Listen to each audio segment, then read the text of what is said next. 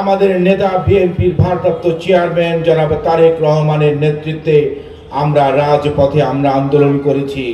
আমরা বুকের তাজা রক্ত রাজপথে ঢেলে দিয়েছি। সেই 17 বছর আন্দোলন করতে গিয়ে সারা দেশে আমাদের 3000-এর বেশি নেতাকর্মী শহীদ হয়েছে।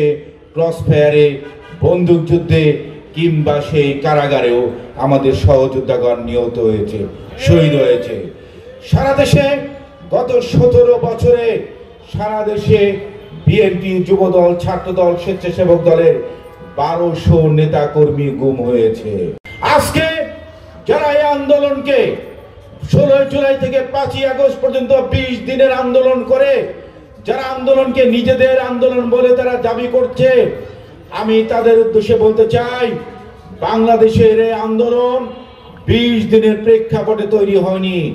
গত 17 বছরের মাধ্যমে ধীরে ধীরে সে আন্দোলন ফ্যাসিস্ট হাসিনার বিরুদ্ধে গড়ে উঠেছে।